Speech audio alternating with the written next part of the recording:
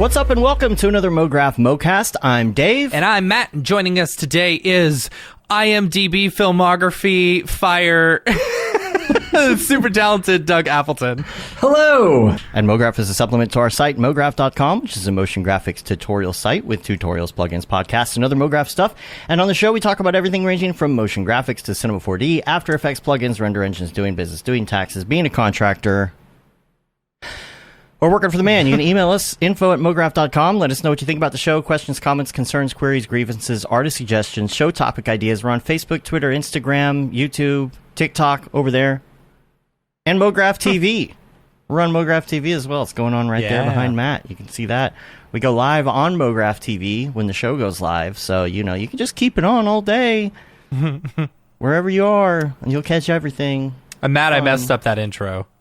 I meant to say it differently. That's all right. We all know you close enough. Your filmography is out of this world. Fire filmography. Fire. Super fire. Yeah, Fire emoji. Fire. So Mograph TV has been going. I hope everybody has been enjoying it. We got some great content lined up for this week. So tell your friends, put it on a TV. Tell us what you like, don't like. We want it to show what you want to see. So this whole past week, I've had it on my TV, just going. Mm-hmm. You know, we've had some people in town, and we were just, hanging out, and it's been real nice just having it on in the background. Yeah, see all your friends, and that's kind of fun when your friend comes. Oh my gosh, I'm hitting the wrong buttons. I just got a new Apple Watch, and I don't know how to use it. Oh my god, there we go. You're calling the police on accident. Yeah, I do that a lot in many different ways. So Mograph TV, so it was on all week for you. I'm hoping that other people are doing the same thing. If you work in a studio or you're at an agency or something, you got those extra TVs just in the break room or wherever, throw on Mograph TV. Yeah. You can get it on YouTube, so you can get it on anything. You can get it on Roku TV and Chromecast and computers and all the things. So put it on. Treat it like the news network, the CNN. Like the news at the airport. Right. It's on. Yeah, like the news at the airport. It's on in the background. Mm-hmm. Yeah. Mm-hmm. And you're going to catch stuff that you wouldn't have caught if you were just Googling around or going about your day or whatnot. And I'll tell you what, it's like, for us, we hang out on Discord, so it's kind of different. But when you're just like I was working on a project this past week where I was in Procreate the whole time, and so I'm just like kind of rotoing video and stuff like that on Procreate, and it was really cool to have something going on in the background while I was working. Right. It was cool just to be able to listen to Windbush in the background talking about Unreal while I'm working. Right. It was cool. And something that you don't have to respond to, right? I think we all love Discord, but I think every single one of us has said, sometimes I can't get on Discord because I can't get anything done, right? Like I can't get all my work done. And so what happens is you get in Discord and somebody says something, and then you're like, oh, yeah, I heard about that. And then you end up getting in this convo, and you're like, 30 minutes went by, and I didn't get anything done. So if you have Mograph TV on, so you don't have to respond to people. If you don't like people... Oh, my favorite thing is not responding to people. So right, yeah. I mean, if your favorite thing is not responding to people, you're gonna love this. So yeah, put it on. If you're at home, turn it on. Keep you company. We'd love to hear your feedback about what you want to see. We're working on a lot more short form content as well. And that's gonna go on here. A lot more original content. We've got some stuff planned. It's very cool. Stream only content, stuff like that. So, yes, let us know what you think. And let's talk about camp for a minute. So I'm sure you got some updates for camp for us. We didn't mention it that last week. We announced it on Tuesday that tickets will go on sale April 20th at noon Eastern time. So make sure that you are ready. Especially on that particular day of the week. Yes, because... At 4:20. Yes. Make sure that you have that reminder set up so you don't forget for some reason on 4:20 to get your tickets. Right. I know some people are very forgetful on 420. Are very forgetful on 420. No idea why. Right. I don't know why. Anyway, it's weird. April 20th at noon Eastern time, tickets will go on sale. And if you're wanting tickets, I would recommend setting an alarm, being ready to go, because they sold out in about 45 seconds last year. So, Yes. but yeah, so it's going to be fun. Make sure and stay tuned.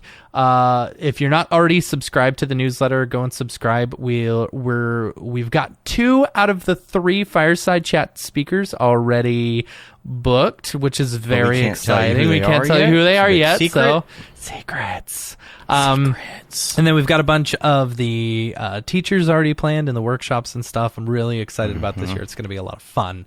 So, make sure and subscribe, campmograph.com. But I also want to give a huge shout out to our sponsors.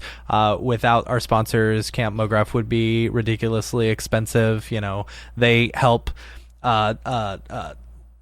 cover a lot of the costs that come along with this. Yeah. So huge. I just happened to be on Mograph TV watching that particular episode where he made this announcement last year. Oh yeah. And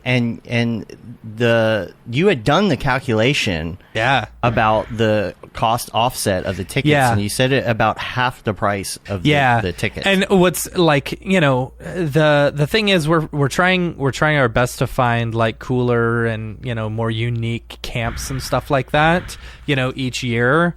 And so like the cost for us just goes up and up each year, you know, so like really the sponsors really help offset those costs for ticket prices and stuff. So huge shout out to them. Our Spider Lord sponsor, our global sponsor, Otoy. Otoy is presenting Camp Mograph this year. We're super excited to have them on board for that. And then our two of our village sponsors, Maxon and Video Copilot. Huge shout out to them. We're super excited to have everyone on board for camp. So thanks so much to all of them. And make sure to stay tuned to hear all the exciting stuff. And set your alarm right now. Like, go on your phone and be like, I'm going to set this April 20th at 11:30, and then get your heart racing, you know, because you got to get that ticket. So we'll be announcing there. So I don't know. So there's a couple different cabins. Can I say this or not? There's a couple different cabins this year. I'm sure Mark is watching. There's a couple different cabins this year, so just, you know, make sure and like pay attention and stuff like that, because we'll be making some announcements there. Are the accommodations going to be listed before the tickets go on sale so people can know? Yep. Okay. Absolutely. But that's not listed currently? It'll probably be in the next like couple weeks. Yeah. Okay. So just keep an eye out. Read your emails. Read your emails. I know y'all don't like to read your emails, but read your emails, right? Yep. Yeah. And I'm sure we'll be adding some more sponsors as we go, but I just got to say, like, it's incredible right now. I mean, y'all don't even know, like, with their support, how much more we're able to add in value. You know, there's always a lot of things that we're, like, on the fence. Should we do this thing? Should we not do this thing? It would be really expensive. It would cut into budgets. And then sometimes a sponsor comes along that, like, helps us offset that and be like, okay, we can definitely add this amenity now, you know. So it's a really big deal. So make sure you thank them for sponsoring, you know, either online or when you see them in person, because most of them come to camp, you know. Absolutely. So, and we're working on some really cool stuff with some other potential sponsors I can't wait to talk about as well. Yeah. So that'll be fun. I also wanted to remind everybody, make sure that you check out our classes, Brush Up. If you want to do Procreate, make sure that you check out Caitlin's course, Brush Up on Procreate, because it's freaking fantastic. I was able to do an entire project in Procreate, all because I went through her course. Yep. It was great. Yeah, it's great. And then, of course, the Houdini course, Stop Being Afraid of Houdini, Unreal, Creating the Unreal, with Winbush. And we've got another one coming soon that we're trying to finish up right now. We're really just in the ending beta testing phases of it, just to make sure everything's good. But that one is with Brandon Clements. It's called RTX On, so that's going to be coming. You're going to learn all about ray tracing. It's not for the faint of heart in Unreal.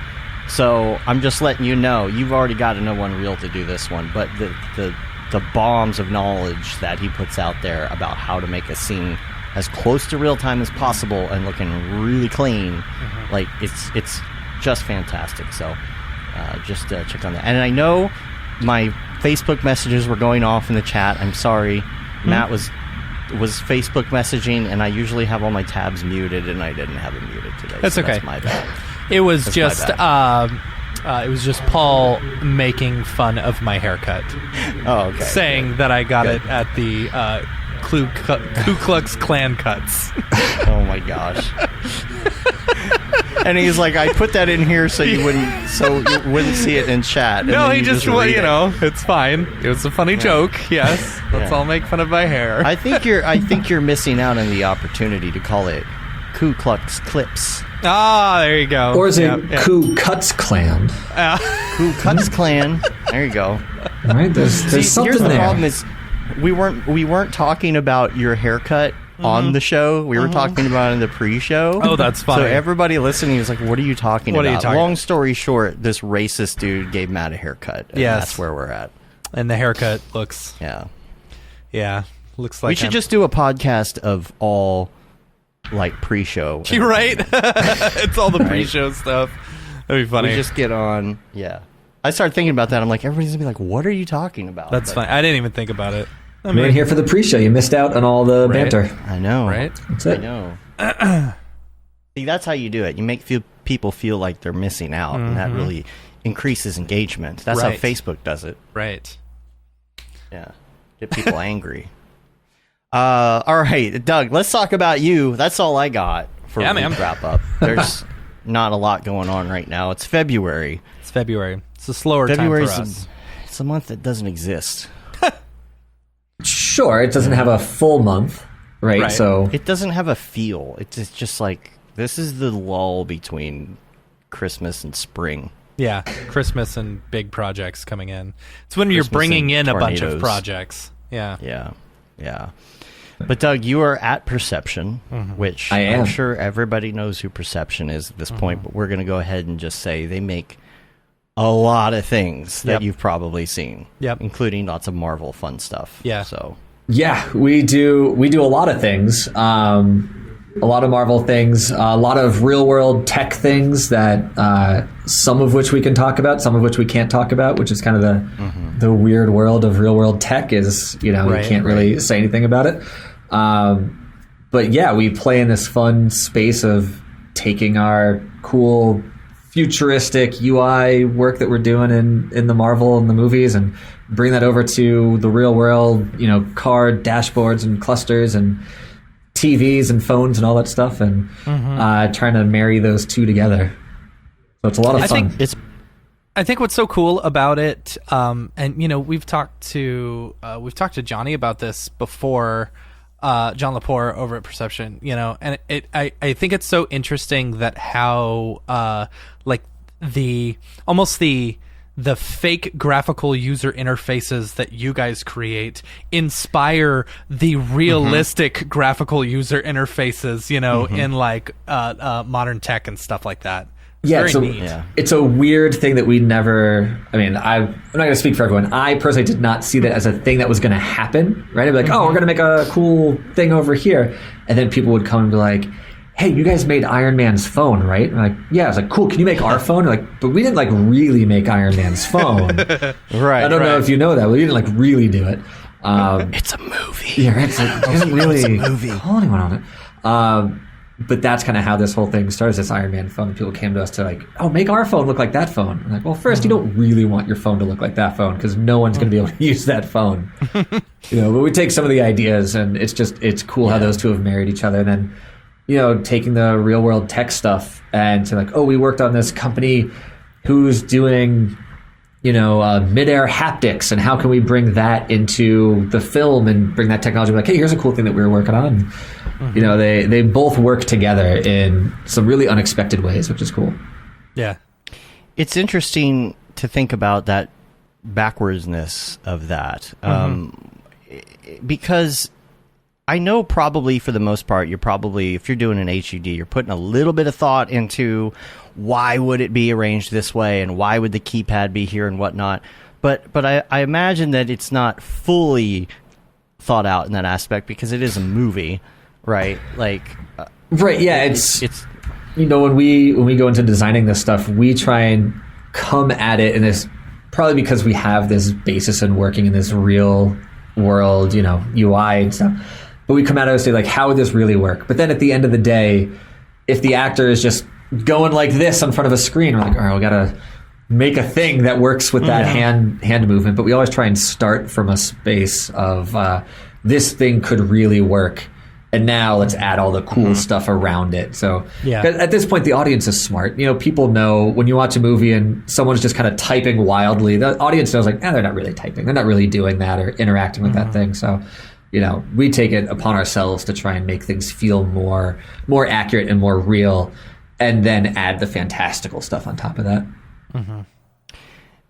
Who were we talking to recently? It might have been Angie Ferret. We were talking to about the HUD stuff. Yep. And the big question is this stuff that is done in pre-production and it's played on set for them to actually do something, or is it the other way around where it's a green screen or some tracking markers or something, and you're putting it in after the fact? Is there one or the other that you do more of in? We do more post. Experience? We haven't done a lot of on-set playback. We certainly have worked with getting plates from them that have on-set playback, and then we have to kind of replace that. Right. Because they're finaling, that stuff so early that by the time it gets to going into post, someone's like, it would be better if it did this thing instead, or better if it did that. I think on-set playback it's great for the actors to then have things to work with and to know kind of where things are going. Because again, when you're just pretending, they're just flailing their hands around, and what is that going to be? But we do mostly post, so we get these plates that either are just on a green screen or blue screen with nothing there, and we have to kind of make the hand movements make sense. Or sometimes do you have to do a lot of like cleanup on the green screen and blue screen stuff as well? It depends if we're comping the final shots. Yeah, I was going to say, are you just providing like we do both effects content and stuff like that? Yeah, we do both. It depends on the job. Sometimes we'll take it from concept all the way through comp through final.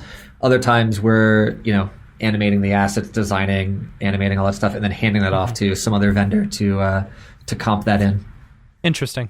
Yeah, so it's one of those annoying like it depends answers, but we do both. Yeah, but I think that's cool. Like, a lot of the times whenever we're doing work or something, it's like, or a lot of like freelancers or workers or whatever, it's like, no, we're going to handle it from beginning to end, but it's like, it's very interesting that, it could be like, all right, we're just designing assets and handing them over to someone else to do all the comping. It's neat. Yeah, because a lot of the stuff we're doing also has an element of, background replacement is going on, or there's character animation happening. There's all of this stuff happening around this shot, and our graphics are one part of that, where it kind of makes more sense for us to, get it as far as we can and then hand it off to another vendor who's also going to be doing set extensions, who's also going to be animating the characters and doing final comps and all that stuff, and giving it to them, because then we could run into this cycle of, we're done and now we need to wait for them to be done to give us the final plate so that we can do our comp to go back to the final finishing. And, it gets easier to, a lot of times, just to hand off our assets. Is there anybody that coaches actors through the gesture process on set? Like, I'm really curious if they have any coaching or if they just do whatever. Sometimes so. We've run into some things where they've hired like a coach for some sort of specific things. But for the most part, and I'm not privy to all of the actors behind the scenes, but for the most part, what I understand is just like, okay, you've got some dials that are going to happen up there, and just make sure you're looking at, the tennis ball or whatever. And then people kind of do their own thing. And, there's a lot of times there's the tennis ball. Yeah, a lot of times there's an idea in their head, like, oh, we know this is going to be a dial, or we know it's going to be a keyboard, or we know it's going to be this. But in terms of specifics, I don't know if there's any coaches. That might be a good business to get into, is actor, finger coaching, gesture coach. Yeah, gesture coach. I'm going to be a gesture they brought coach. in what was it? Doctor Strange, the original Doctor Strange, all of his hand movements and stuff like that. The finger tutting. Yeah, they brought in a guy from YouTube who was like really, big into that in order to coach him how to like do the different gestures and stuff. Very interesting. Same thing. Also, there's a show called The Magicians on Sci-Fi, which I don't know if anyone's seen that, but loved that show. They did a lot of that, like I think it's called finger tutting or finger dancing for all of their spells, and they had like a coach that said like this motion means that and stuff. So That's cool. There's people out there that do that, which is awesome. It's a job for everything. Yeah, right? Right. It's funny. Yeah, so are you... Okay, we know what Perception has worked on, but are you able to say specifically maybe some of the things you worked on in maybe a generality, like the names of movies you've worked on? Things we have worked on? Yeah, sure.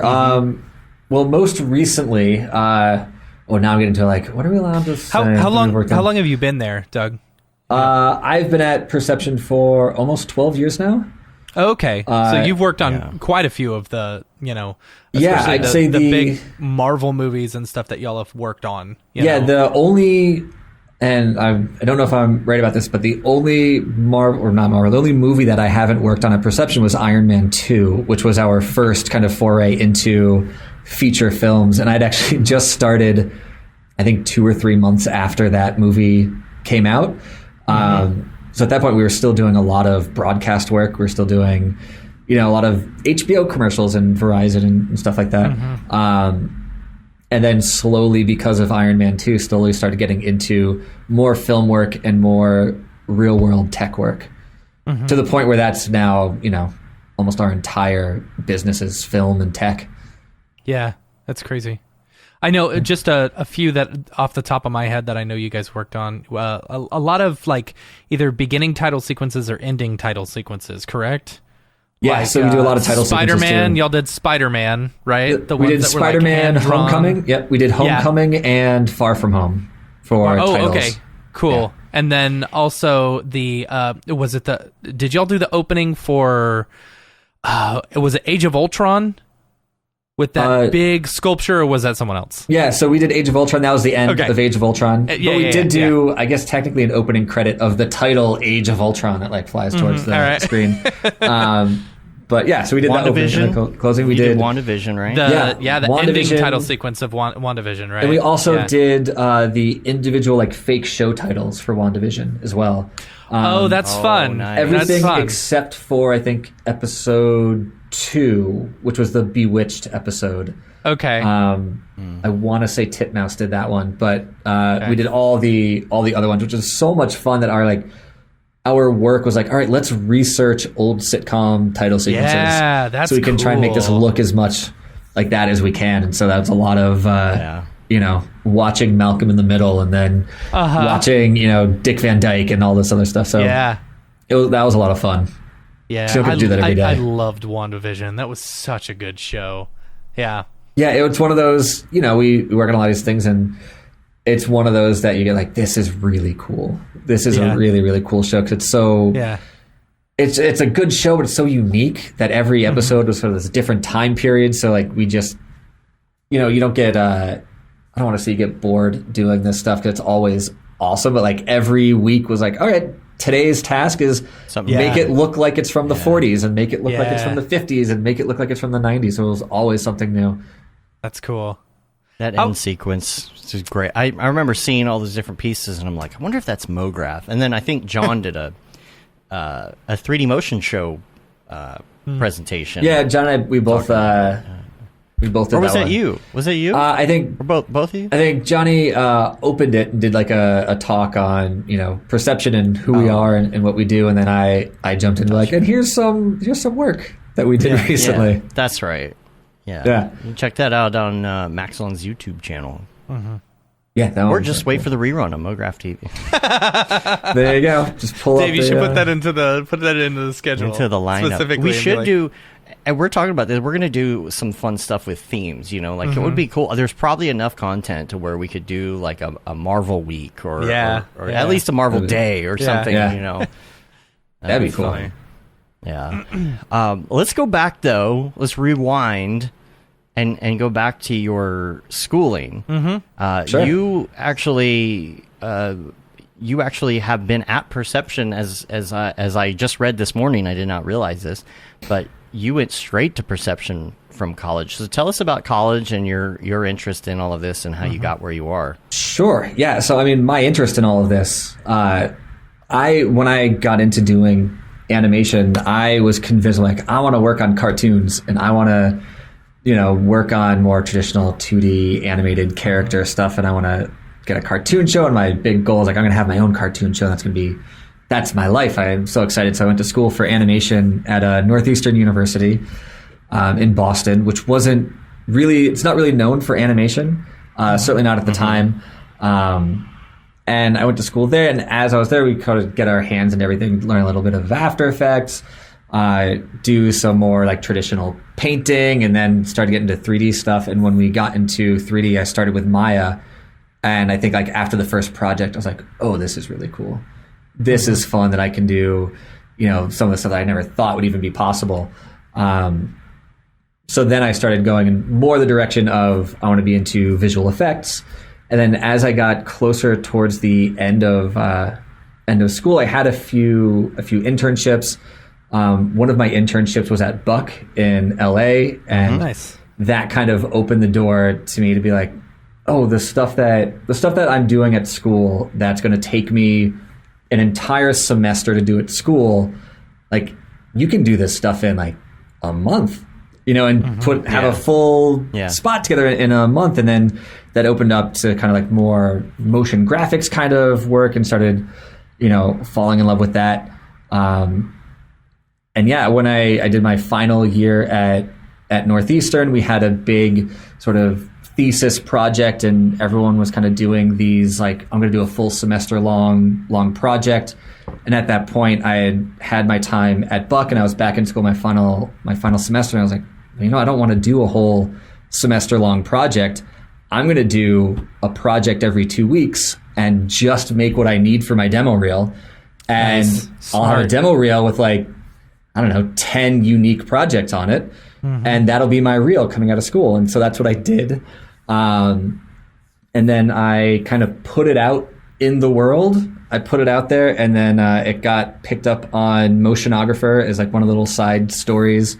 Nice. And from there, you know, people started reaching out to me. Perception was one of the places, and you know, I interviewed with them, and I think I was hired probably, I think 2 weeks before I graduated. So technically I had the job before I even left school. That's awesome. Which Straight to that. again, incredibly, if I can't stress this enough, incredibly lucky that happened. I know like that's not a normal. Yeah, it was really story, but, smart. The way you did it like, was very smart, you know, like, because a lot of us, when I went to the Art Institute, and the Art Institute was all about, oh, you need your reel, you need your demo reel and stuff like that, you know, and it's like they push that heavily. And while, yeah, it does help you, the Art Institute doesn't do a very good job of, you know, helping you with your work, but, you know, having a demo reel directly going out of school is amazing. Yeah. Yeah, it was one of those things I noticed, 'cause I also would watch a lot of demo reels, trying to like be inspired by stuff. And you'd see, you know, student reels have 1 or 2 projects, but they'll have like 10 shots from that project. So it's like cutting back and forth. And you're like, all right, this is one thing that I see a lot of shots from. And I was like, I want to make it look like I have a lot of work. And so it was all these little 5-second clips. And I did a ton of interviews where people were like, hey, we'd love to see more of that. I'm like, I don't really have any more of that. Like that's Right. That's it. That's what's it. in there. Yeah. And I, you know, I was very transparent. Like, listen, I just made what I needed for a reel because I wanted to make a good reel. But yeah, there were a few times it's like, I don't have any more of that thing. So That was, like you know, Nick Campbell's 5-second project idea back in the day. You know, you do all these little 5-second projects, and you got a reel. Got yourself a stew. That's it. A reel, you know, a reel doesn't need. You don't need to have a 30-second project so you can take 2 seconds and put it in a reel. You can just Right. make a thing. And I was at that point, I was like, I'm going to be a generalist. I want to learn everything. So I do a project like, all right, what can I do that has like a fluid sim? Because I want to learn, you know, real flow. And so I'd try and come up with a little project that had some kind of fluid sim element to it. Okay, now I want to work on my rendering. So what can I do for that? And try to put all of these little things together to make a reel. I think my reel might still be up on my Vimeo page if I wanted to go hunt that down. I'm going to look at it. Yeah, and What do you think? Like, what do you think allowed you to get? Okay, besides luck and talent, because you need those things, kind of a combo of both. You need a lot of talent and maybe a little bit of luck. What do you think? Like, how were you able to get to perception that quick? Like, there's a lot of people that are like, oh my gosh, I would work for 10, 15 years before I could Was there anything like in particular in your path or your journey or what you learned or certain teachers or certain software that really gave you that boost that you needed to get to a certain level? Oh man, I wish there was something where I could totally take credit for it. I don't know. I'd say it was probably on my reel, sort of the breadth of work that I had on there. Right, there's some 2D stuff on there. There's some 3D stuff on there. I found it. Oh boy, it is from 2010. You know, I gotta say, reel. Like a lot of this stuff, I wish I had on my reel. You know, it's very quality stuff still to this day. Yeah, and some of this it's is work the whole from Buck. thing. Where's the reel? I put it in the chat. Yeah. Yeah, some of it's the work from Buck, some of it's student work, some of it's group projects, but I think it's the breadth of work was really helpful because, again, I wanted to be a generalist. I didn't want to go in and just be, a rigger. I didn't want to just be a modeler. I wanted to show work that said, like, hey, I can do a little bit of everything. And that's one thing, like, when I do talk to students, I'm like, hey, any advice on the reel? I was like, only put stuff on your reel that you want to work on. If you absolutely 100%. If you are currently working in an industry and you're like, I don't really want to do this forever, then don't put that stuff on your reel and take the time to make some new stuff for the reel. That right there was insanely cool. How did you do that? With the big splash and stuff like that. That's so cool. Yeah, so that thing, nice. That one was a really cool project at Buck. I think for Coke Zero, which was like a Russian Coke energy drink. That I don't know if that commercial ever aired anywhere other than Russia. So, but this is a very grayscale gorilla right here. Like that was, 10 years ago. 12 years ago. 12 years ago. 12 years ago, and that was like my first foray into motion graphics. And that was before I even knew who Grayscale Gorilla was. And I was like, and then I was like, oh, so like cool looking spheres is a thing. And I was like, all right, I stumbled my way into that. Yeah, and the reel is 360p, so it's old. Nice. Yeah, it's the good stuff. I was probably like, who needs 1080? Why? Right. What's the point? Yeah. Back then, our computers couldn't handle 1080. Right. Yeah, right? So it's a good reel. I actually still really like this reel. I think there's a lot of cool work on here. Yeah, there is good work. Yeah. It helps that some of it's Buck on there, which always I think, elevates a bit. But something like that, like this thing right here, was just. The little monster guy was a 5-second thing that I just made because I was like, I want to make like a thing that feels like a miniature kaiju thing, and that's what it was. But yeah, it's just trying to make a reel that feels like I have a ton of work, and probably 80% of that is student work. Yeah, you did a great job. We're just giving out your phone number right there. Oh, you got your phone number. It's probably not even the right phone number. It might not be. If it starts with 561, it's not the same phone number. Yeah, it's not. That's cool. not it. All right, good. They're going to be calling somebody else. Is this Doug? No. Why does everybody always call me? Now my phone's going to start blowing up because it was the right phone number. Right. No. Yeah. That's all right. I trust people. What are they going to do? They're going to call me. That's no big deal. I mean, what do you do? It's on Vimeo. Yeah, right. It's on Vimeo. So, that's what we used to do. We used to put email addresses and phone numbers on things. I think one of them has like my address on it because. Oh, that's hilarious. That's what that's what we do. We'll put a link to that in the show notes as well, so you can. Yeah. So if you didn't catch my phone number the first time, right, get it in the show notes. Yeah. So what do you do on a regular basis? Like, what is your main thing? Like, do you have the main thing? Or are you like doing a lot of HUD character stuff, or it's is it pretty? I'd say now for me, I'm mostly in the titles, doing our title sequence stuff. I get into the HUDs. I don't know if HUDs is the plural version of HUD, but sure, why not? Sure, why not? Sure. The FUI, so I get into that as well, but I feel like a lot of the time is spent on the title sequence, helping to build those things and make them as cool as they could possibly be. Yeah. Did you have a hand on the WandaVision title sequence as well? Yeah. So the WandaVision was mine. Also working on that with a few other super talented artists. Nick Woythaler. Oh my god. I always just call him Rupert. Alex Rupert. There you go. I was like, what's his first name? Yeah, and so that one was really really great. I think Chris Zito had done some early frames for that thing. So this is like we have these big teams that work on this stuff, but also the teams aren't really as big as you'd expect them to be.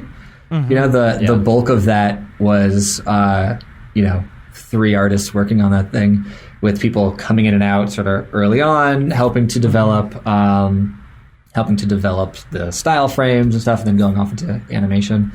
But yeah, that was a cool one. Mm-hmm. What's been your favorite project to work on so far? My favorite one probably that's been released that you can talk about. Yeah. Probably the SpiderMan Homecoming title sequence. Okay. That one I loved. That as we've talked about it in the past, it's kind of like going back to art school, where that, for those who aren't familiar with it, it's done to look like a high school art project, right? So it switches styles. There's painting, and there's claymation, and there's construction paper cutouts and pencil drawings and crayons and all sorts of stuff, kind of all mixed together into this sequence. And we did a lot of that practically. Like the stop motion that we did, we really went to the store and bought a bunch of clay and like made these things. And we really drew things frame by frame because we wanted that real feel to it. Like certainly we could fake it, but there's something that gets missed in that, just in the way that, the camera is exposed slightly differently between frames. It's like, yeah, we could go in and do that manually, but when you do it for real, you just get that extra physical nature to it. But then we also used, a lot of cinema in that, where some of the shots we would block out. I think we had a really cool breakdown of of the train on there, and like that was all blocked out in cinema, and then we would render that out, and then in Photoshop we went and like painted over the whole thing. Then there's other times where we'd do the same thing and we'd print it out, and then with a pencil we'd draw over the whole thing. It just kind of depended on what we wanted to do, but as much as we could, we wanted that that sort of handmade feel to it. So that was a ton of fun. I have something at home. I kept one of our claymation frames. I have it like framed at home with like the clay hand and the stuff. So it's cool. And you get sort of a keepsake from that too, right? We have those things, in the office. So that was. I remember. I don't know if this was on the video that y'all did about the title sequence, or whether it was just talking to Johnny one time while we were together. But he was saying like people would print off, all the ones that they're coloring over. And people would just be in meetings and they would just be drawing over stuff while I was going to say, I was actually going to bring that up. Yeah, because the other part of that too was we had these marker pops that were on top of the whole thing, which was also like, all right, let's print out the entire sequence now that it's locked, and like let's draw on top of the whole thing. And there's just so much to do that we would print stuff out, and there'd be a stack on a table. Like, hey, if you've got 10 minutes, grab a stack and draw stuff. And like, if cool. Like my wife came to the office once and I was like, hey, while you're waiting, here you go. And that's funny. So like she's super excited to get. It's like she's got some frames in there, and and because I'm putting the whole thing together, I'm like, all right, let's make sure Lauren's frames are in here, and so there's cool stuff like that. So anyone who would be in the office, we had just freelancers who weren't working on the job, like, all right, you got 10 minutes here, just doodle on this thing and do some stuff. So and then we'd scan that all back in and get it back into the edit. So we have all these like really cool marker pops happening, and because it was so many different people working on it, you'd get very different outcomes, right? Like we didn't dictate to anyone like, here's what you have to draw, here's what colors to use. It's just like, here's a stack of markers, here's a stack of paper, go to town. And you get some really interesting things that way. Were y'all animating? Was it on 12s or 24s? So we did it. We did it at 12, but some of the stuff just for ease of use. Like if we were doing something out of cinema, we would work at 24, and we would just cut out the frames that we don't need and then draw on those. Right. Okay. Some of the stuff that we're doing in After Effects, because there are some things where we would take textures and we would scan those in and bring them into After Effects. So we had these real textures.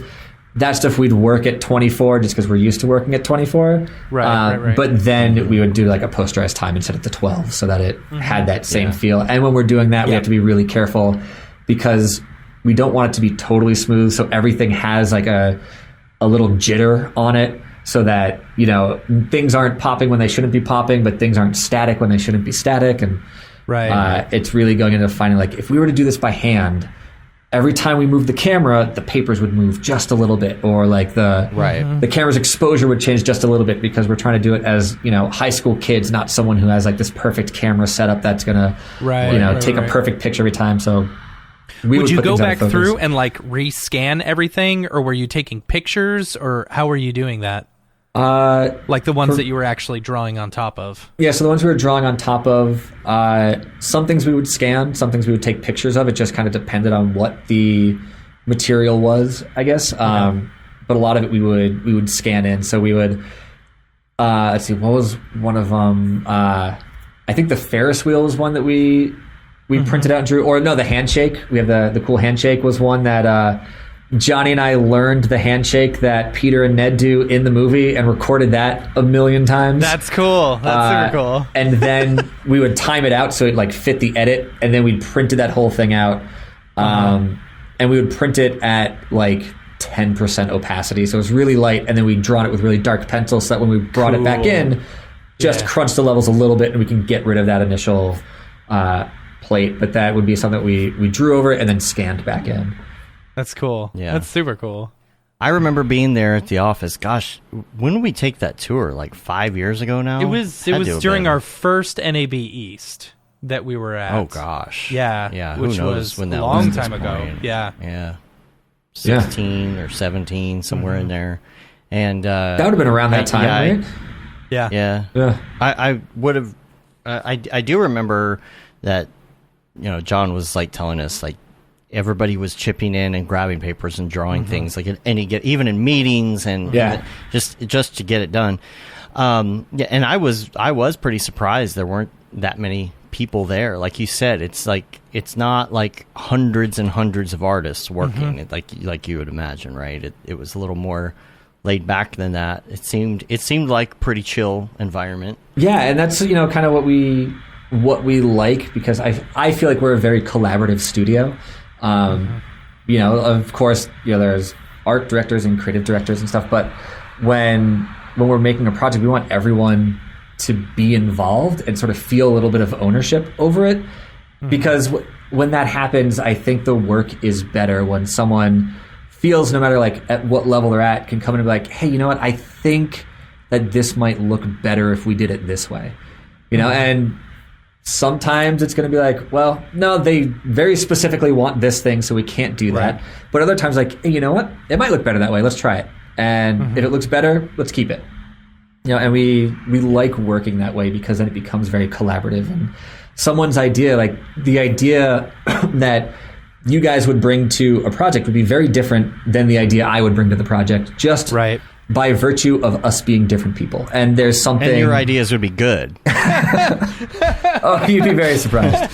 But there's something that's nice about that we try and find the best idea, not just the idea that came from, the one person who's supposed to be having the ideas.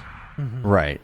Yeah. We like to be collaborative in that way. And it's with the artists who are working on it and with the clients that we're working with. We always tell them, they obviously know like they can kind of do what they can tell us to do, what they want us to do, but we want to make sure like we're not showing up and saying, this is our idea, take it or leave it. We're saying, hey, this is our starting point, and we want to work together to make something better than this.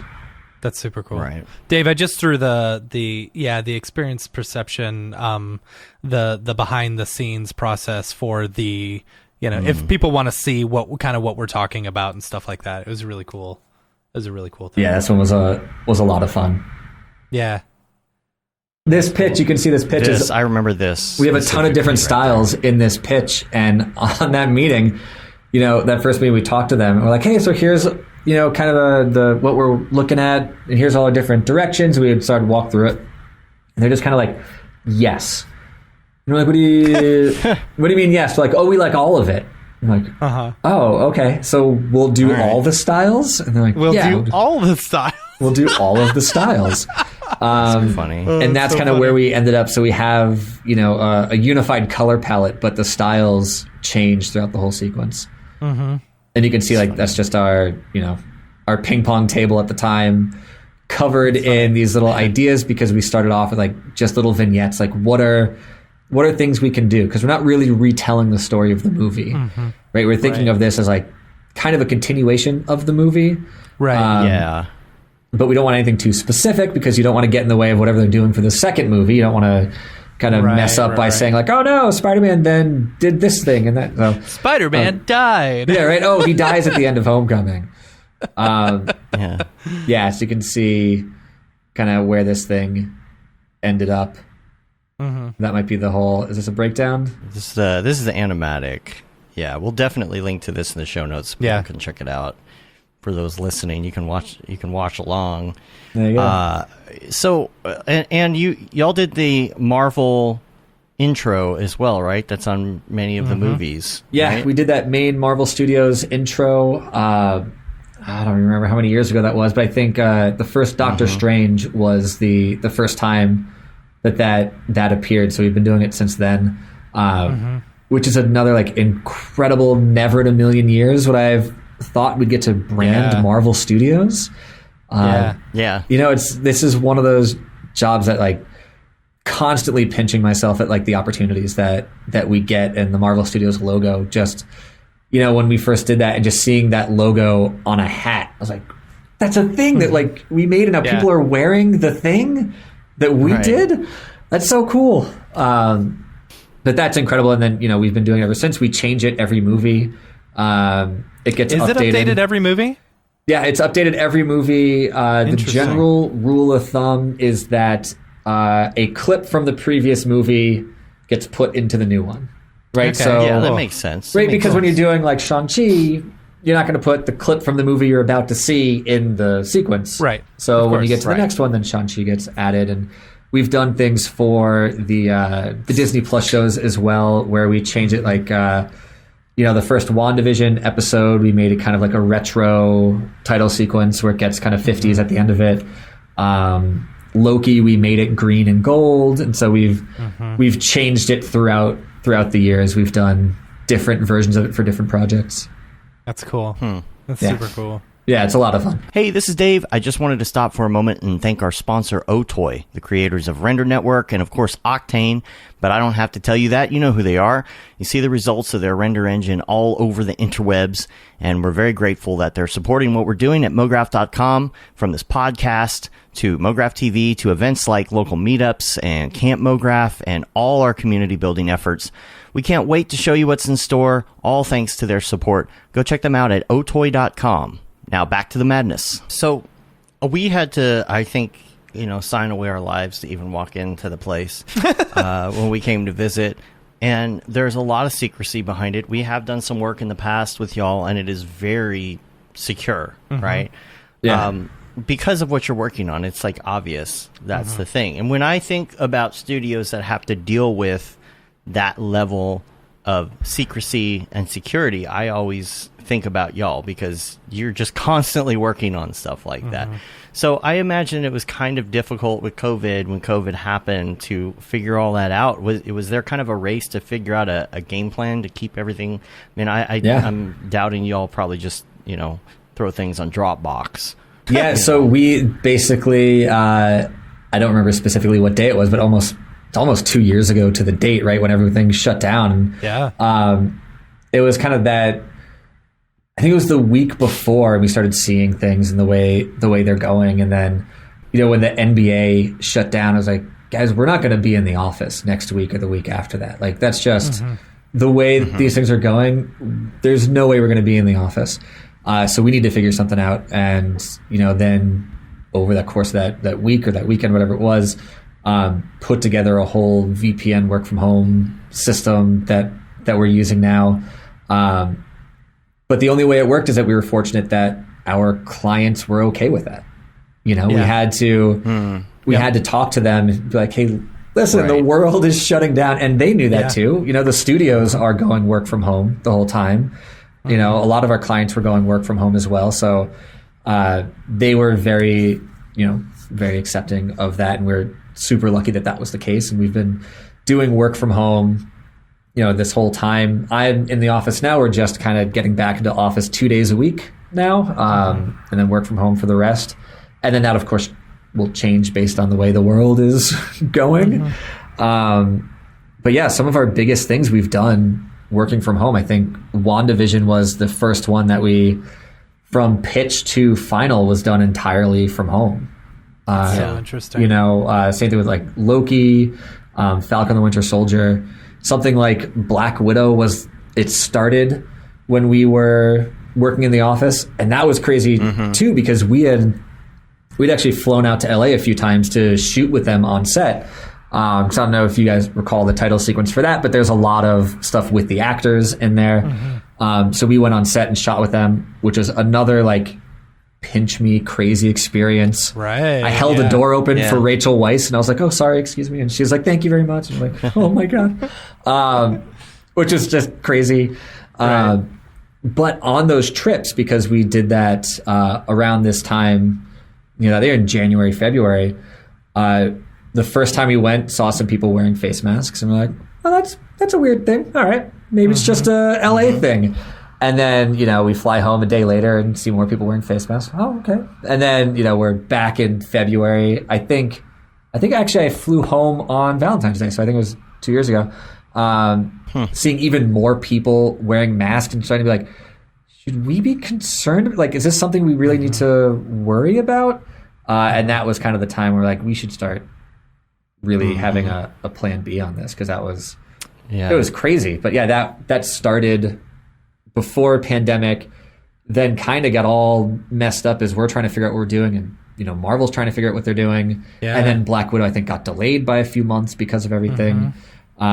Sure. So that was a weird thing, and like things that we had started later came out first because of the way that stuff got all mixed around. I was traveling to LA about the same time. We were probably in LA the same day, because I was traveling back from LA, and it was right when it was like, what is going on? People starting to wear masks and starting to hear all that. I don't remember if it was John. It may have not even been Perception. Somebody was talking about the level of security with us on the show at one point. Or somewhere on Skype, who knows? I can't tell the difference between between this and just hanging out. Yeah. They were talking specifically about like some of the rules are very, very hardcore, even when it comes to your family and things. Like, oh, you're going to work on this from home. The door has to be shut. If anyone walks in the room, you got to minimize it. Make sure your screen's facing the other way. Make sure the curtains are closed. That was me, Dave. That was one of the projects we worked on. Was it really? It was, yeah. Oh, that's funny. Yeah, I mean, it'd be very interesting because I'd be working on a project, and then the housekeepers would come over to, clean up. I'd have to lock my door and stuff, and then as soon as they'd come in my office, have to make sure everything is shut down so that funny. They couldn't see stuff. No, this is before that. This is a couple of years ago. So it might have been, the same situation with you, but how do you handle that? You got at least one kid, right? How many kids do you have? Just the one. I mean, she's 3, so she's not telling anyone anything. Right. So I'm fortunate in that, and I try and be like, hey, Daddy worked on that. And she's like, okay. Can we watch Octonauts? Daddy said Spider-Man died. Yeah, right. Yeah, and she tells all of her friends, like, ugh. Yeah. No, so I'm fortunate there. But yeah, it's a tricky thing because, I think a lot of this stems from, I don't know if you remember when the Wolverine movie came out and like the whole thing leaked online. Do you guys remember that a few years ago? It leaked on with like unfinished VFX. It sounds familiar. I think I always assume those are like fake promotions, like to get people excited about the movie, but yeah. I don't think I got anyone excited about the movie, but that was, I think it was after that where like security really got like, picked up, because that was the first time, at least as far as I can remember, that like a whole movie got leaked online with unfinished VFX. And I think, I don't know, I think it came from, it had to have come from one of the VFX houses, right? If it has, but it's the whole movie though, so probably came from maybe the editing house or, because had to be someone, because typically we don't get the whole movie, right? So maybe someone who's working on the whole movie will have the whole movie, but like you don't they don't just give you the whole movie and then be like, all right, now just edit out the shots that you're working on. Like, you get individual shots. So the fact that it was the whole movie probably came from like an editing house or something, or maybe from the coloring house. So but that's the first thing I remember. And then from there, like, then I think it got more serious from that, because that was kind of a big deal. Yeah, I did a bunch of work for Samsung back in the day, and it's like it would be so funny because they were so loose on everything that they would give you, and you would see leaks like weeks or months before on stuff that you're working on, and slowly they got more and more to where it was like, okay, if you want to work on this project, you have to be in our building, in this clean room with everything that you bring in, your computer and everything has to stay in this room, no internet connection. And it was like, okay. We have hardware has to stay in the room until it's released. Yeah. We do have a client who, believe it or not, is more secure than our film work, and we have to have people working on that project in a separate room that has, like a key code access to it, so they can tell who's coming and going. Crazy. But yeah, we've also worked with people who are like, security is a big deal, and then we'll get an email with like an image in it, right? Yeah. What's going on, guys? It's so funny. Yeah. And like stuff happened. Then, so I remember when we were working on Thor Ragnarok, we had just gotten out of a review. We were working on like the end titles of that and a bunch of other stuff, but this particular review is about the end title, the big Thor Ragnarok at the end. And we're talking about, we're great. I go back to my desk and like flip open Twitter, and I see the thing that we just talked about on Twitter. And I was like, oh, guys, like, we got a problem. And then it turns out in that call, Kevin Feige took a picture of it and tweeted it. Oh my gosh. I was like, oh, you're going to give me a heart attack, man. Because it was like so funny. It was like the 100th anniversary of Jack Kirby, I think, and so our title very much inspired by the artwork of Jack Kirby. So he had like taken a picture of our thing and tweeted out like "Happy Birthday, Jack Kirby." I was like, oh man, I gotta go home and lie down, right? Because for like 2 minutes, like, this is the worst possible thing that could happen, right. And so I mean, I'm sure he didn't get in trouble for it, did he? No. I don't know. Like, I would think he makes the rules. I think he could be like, if we're going to release this, I don't know. He gets to say it. I've seen TikToks of people behind the scenes taking videos and photos on different sets and stuff, and they're like, you're not supposed to have your phone. Sometimes I wonder if that's just all on purpose. Well, I got to imagine that planned. the recent Spider-Man thing, right, with like Andrew Garfield coming out before the movie came out. Like, it's my fault for not saying it. Spoilers. Damn it. I had a feeling that was the case, but, all right. Go ahead. All right. Well, stuff happened. Listen, this movie made like $1 billion in the first week. I know. It's my fault. I've been telling my wife for weeks I want to go see it. I wanted to see it opening day because I didn't want anything spoiled, but I was pretty sure that's what happened. Have you not? Oh, my God. Yeah.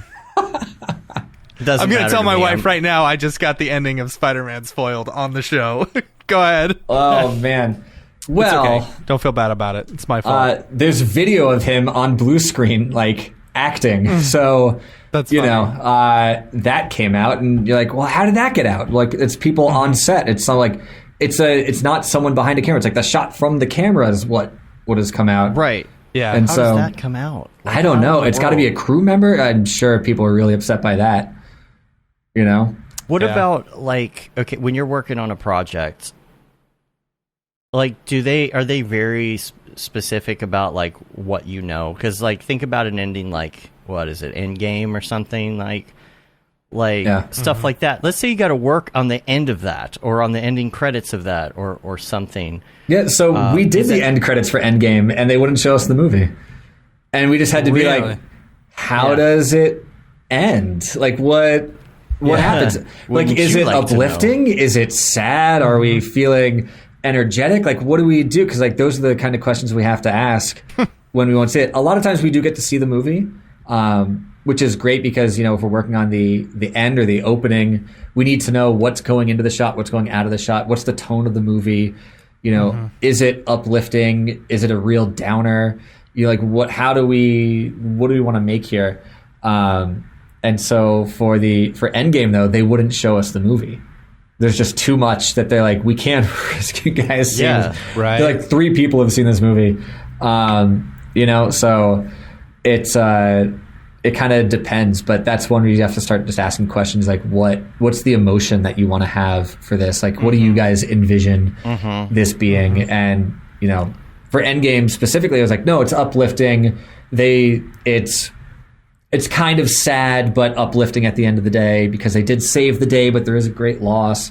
And then we're just like, oh, there's a great loss. Like, all right, who's dying in this movie?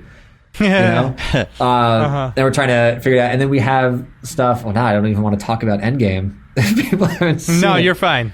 That's been plenty of time. We're like, but we see things like where Thor ends at the end of the movie, right? He's they called him Lebowski Thor, right? Right. And in our sequence, we have the main Avengers, the original 5 Avengers, and they give us an image of this Lebowski Thor, and we're like, what is happening in this movie? That Thor has gained a little bit of weight. Like, what is this? And we don't know. Funny. Like, we're gonna trust that it makes sense. Yeah. Yeah. So do you like ever get any like big spoilers like that, and you're just like Right. for the ending of Spider-Man, like knowing something like that, something big like that, and just being able to like have to keep it in the whole time. Yeah, so a lot of I don't want to say a lot. Sometimes we do get to watch the movies and watch the shows before they come out, and I've had to sort of change my mindset to instead of being like, oh, it's going to spoil the movie, be like, no, I'm going to see the movie. Like, this is the movie. It just won't be done. So I'm not going to be spoiled. I can't be spoiled if I'm seeing the whole thing. But I was very much, one of the guys who was on the message boards trying to find out like, oh, what's going to happen in Spider-Man 3 and, figure all that stuff out. I'm talking like old Raimi Spider-Man 3, like trying to figure that stuff out. And, eventually I was like, okay, I'm not doing spoilers anymore. I got to stay away. And then I start working here and they're like, hey, so we're going to watch this movie. I'm like, oh, okay, let's see. So I had to like trying to change my mind to be like, no, it's not a spoiler. It's just, this is the movie I'm watching. I'm getting to watch the movie in an unfinished state. Right. And it changes a lot too. Yeah. Like we've seen these movies where sometimes we watch them and we're like, ooh, that's not good. And then the movie comes out, you're like, this is great. Right? It's been changed a whole lot because we see it, 6 or 7 months before the movie comes out. So a lot changes. Yeah. Yeah, Jackie was asking, have you ever had to work on a shot specifically that was like the spoiler? Where you're like, oh my gosh, like, Yeah, I'm trying to think if I've had to do that. I'm sure there's things that we've done, like I guess Batman vs Superman is a good example. The scene where they have all of the the CCTV shots of all the other heroes, where you're seeing like, oh, here's Aquaman underwater and here's the Flash and stuff. And so working on that, and like, I don't know if that's a big spoiler for the movie, but that's kind of like an oh shit moment for the movie. We're going to see all the other heroes who are going to be part of the Justice League. And that's one of those things where as we're working on this, we're like, this is cool. This is going to be the thing. And then it comes out and everyone kind of shits all over like, why do they have all their own logos? Is Lex Luthor designing logos for these things? Like, yes, he is. Sarah's talking about that clip of Ruffalo accidentally saying that everybody dies. I accidentally said that on the show because I hadn't seen the movie. And but that was Infinity War. That was Infinity War. Infinity War. If you've never seen that clip, it is amazing. Because the best part too is not just him saying it, it's Don Cheadle's reaction to him saying it is very much like, you just gave away the game, buddy. Like, what are you doing? Right. Yeah, if you haven't seen it, you should watch that. But I'm going to try and not talk about any movies ever again. I feel so bad. Like, I hate spoiling things for people. Like, even when we talk to freelancers, and we bring people on who haven't seen the movie, I'm like, all right, how much background do you want on what you're working on? Because I can tell you everything, or I can tell you just what you need to know. You know? So, like, having the context is always helpful, and I'll dole that out as it needs to be, or we can just do the whole thing now. So I feel terrible that don't too bad. Yeah, it's 100% my fault, because I see it as you have 1 month. When a movie comes out, you have 1 month to go see it. If you don't see it within that month, spoilers are open game. Statute of limitations. Yeah, exactly. Yeah. You know? Right. But I feel like, extenuating circumstances it's now. like People aren't going to movies as much. And, if you talk about the ending to Sixth Sense or something like that, someone's not going to go, oh they're no, mad about that, yeah. Like, you talked about Batman versus Superman or whatever. I haven't seen it, but like I don't really care. The horse in Neverending Story dies. Oh no! Atreyu. No. Artax. No, it's Artax, not Vortex. Atreyu. Yeah. Atreyu's the boy's name, right? Right. Yeah. Artax is the horse name. Artax is the Atreyu horse. is the boy's Is the name. boy, Yeah.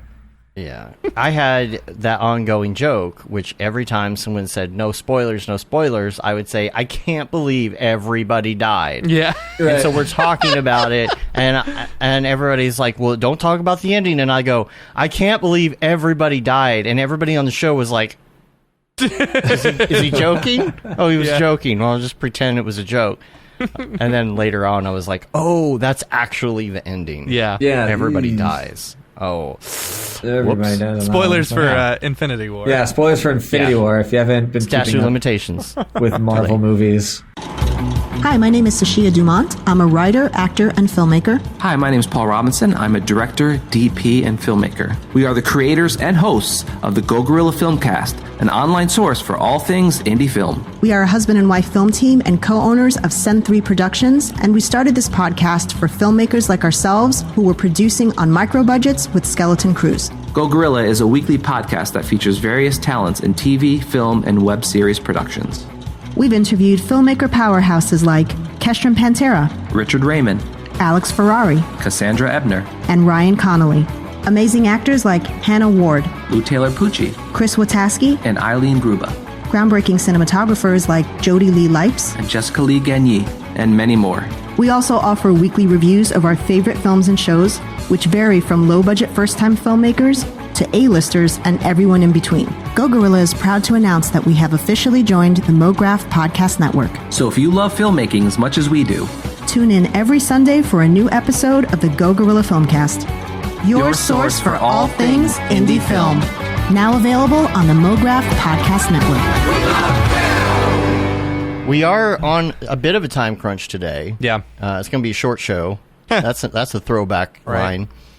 And so we do have a hard out. And so we wanted to ask you, before we go to the drop, we wanted to ask you some of your favorite things. We call this Mograph Recommends. And this should be an interesting one today because we ask either favorites. It's either something that is your all-time favorite or something that's a recent favorite. I'll be interested to hear what your influences are in some of these things. So, Okay. The number one question is going to be favorite movie. Favorite movie. This is one of those questions that I feel like is really hard to answer because it always changes. But I think about it as a movie I can watch whenever it's on, doesn't matter at what part the movie is on, I will continue watching that movie. And for me, that's the first Avengers is one of those movies, don't care what part of the movie it's on, I'll sit down and watch the rest of it. I think it's just such a, I don't know if it's a perfect movie, but it's such a perfectly enjoyable movie. I feel like, who was it that did the movie? It was Joss Whedon. Was it Joss Whedon who did Joss the first Whedon did Avengers? the first two. Yeah. I feel like he really set a precedence for the Marvel movies going forward. You know, if he had done a shit job of that movie, we would not be where we are today. It would have killed the whole franchise. The whole franchise would have been gone. Yeah, absolutely. James says unsubscribe. Unsubscribe. Yeah. Didn't like that answer. I wish I'm sitting here working on all the Marvel stuff. I wish I had a better answer, some like Tarantino deep cut or something, but right. I'm a big fan of this stuff before I ever set foot in this office. So, it's a dream come true. Mm-hmm. Yeah. And what about favorite TV show? Is that along the same lines or something? You know what? No, I would say favorite TV show, one that I keep recommending to people is The Haunting of Hill House on Netflix.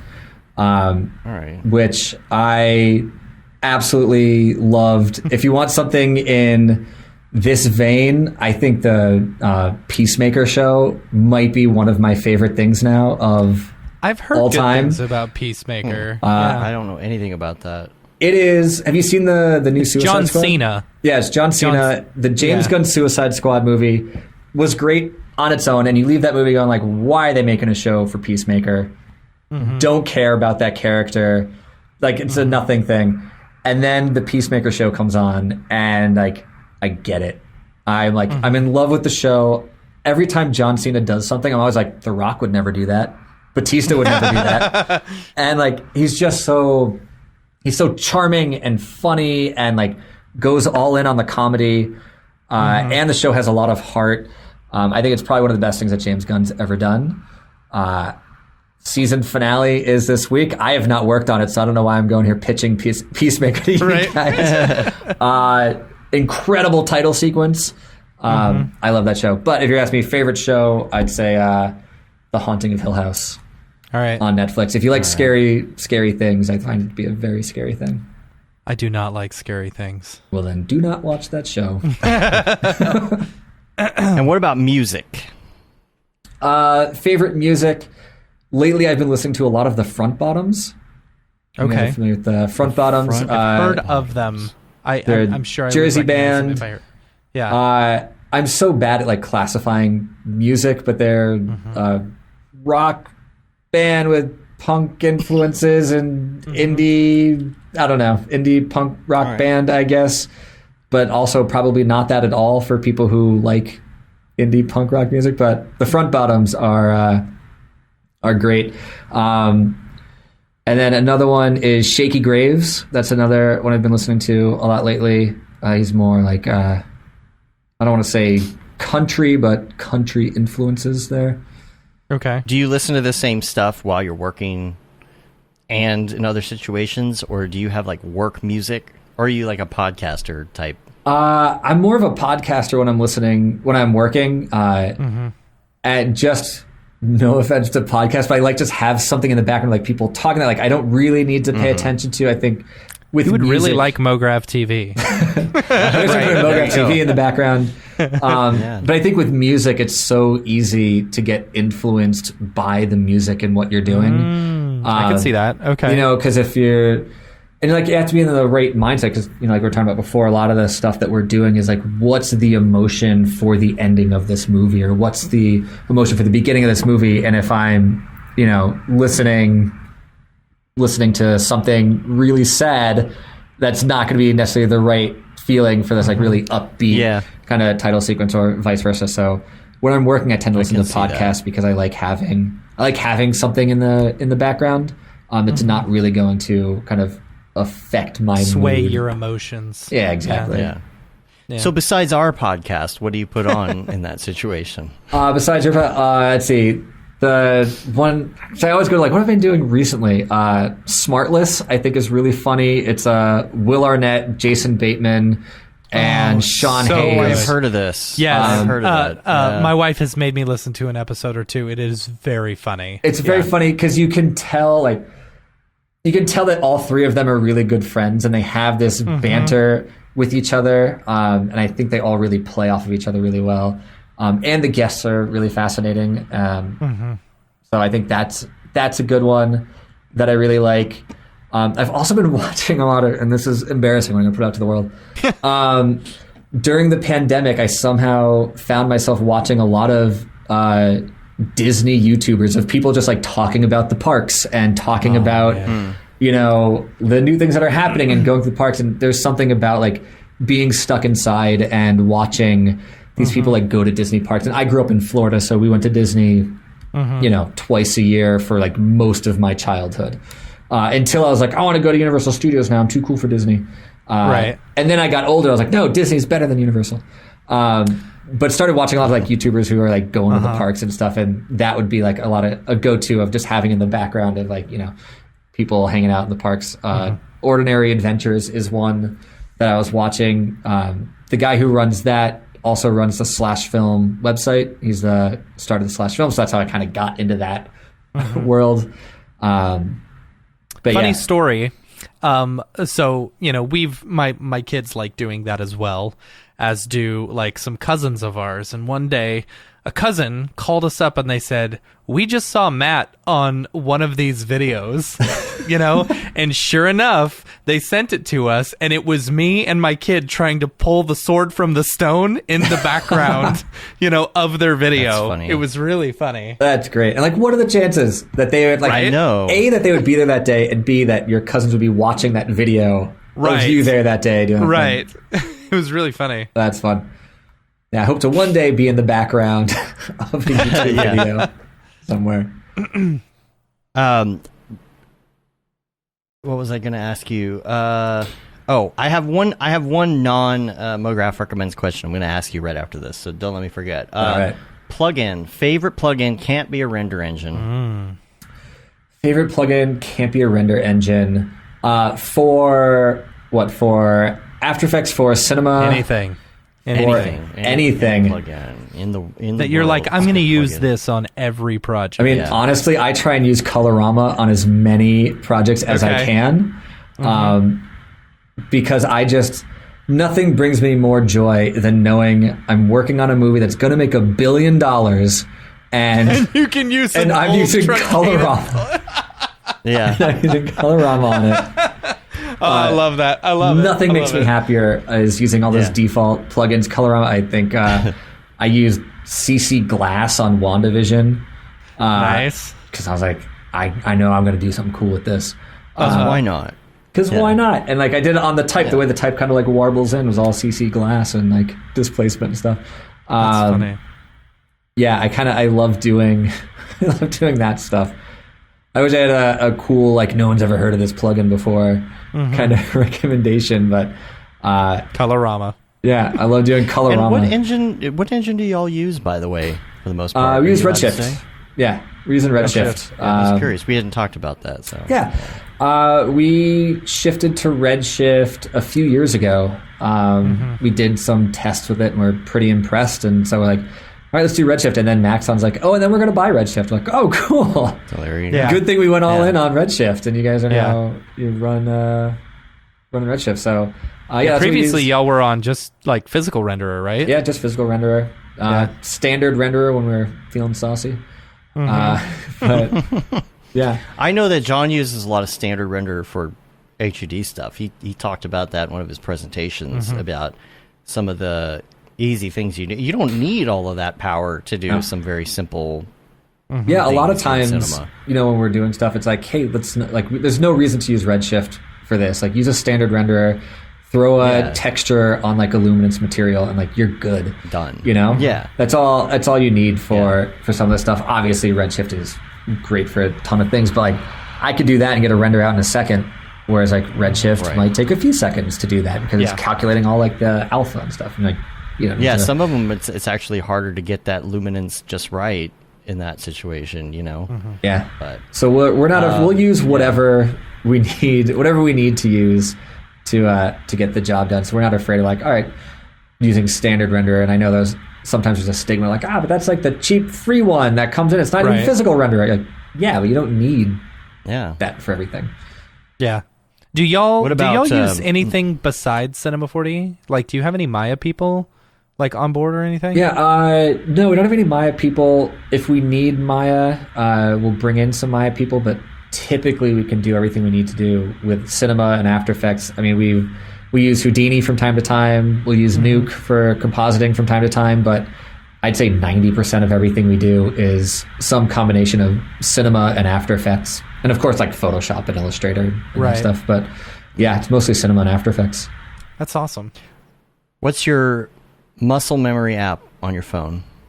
My muscle memory app, is it embarrassing to say Twitter? It's like... Okay, That's... it's a little different, yeah. I expected Instagram. It's usually what it is. I wish I could tell you Instagram. If you go on my Instagram right now, I think you'll find 4 photos on Instagram. That's funny. I have it because I know I should have it to like keep up to date with things.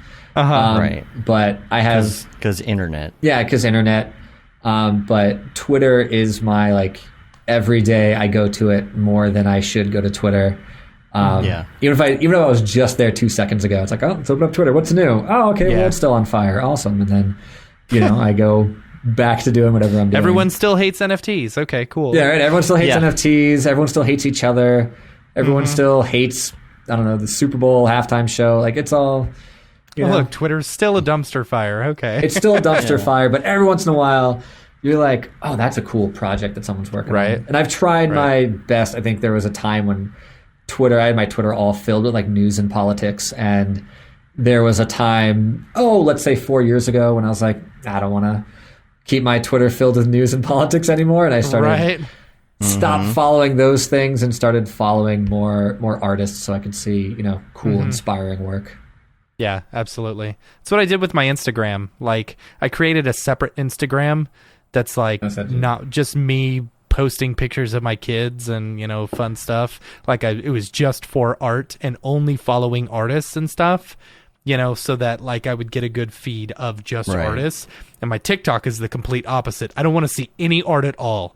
I just want to see funny stuff and like poop and fart videos. Man, they make me laugh so much. Yeah, I messed up my Instagram a while ago because there's like one video. I was like, what's this? And I clicked on it, and it was one of those like ASMR, someone like mushing goo together. And I was like, what is this thing? Oh, now they think. And then now my whole feed is ASMR. filled with slime. I'm like, Yep. So that might be part of why I don't go on Instagram that often. Yeah. Like, I don't need to be fed right, more Matt. slime videos. I have to use the restroom because I can't wait anymore. So you got to keep going. Video game and life hack. And I'll be Video right back. game and life hack. Let's hear it. Ooh, video game. Last of Us is, I think, a perfect video game. One of my favorite video games of all time. Journey is another one that I absolutely love, and I find just to be a beautiful, beautiful game. Narratively, what little narrative you can take from it, and visually, I think a beautiful game.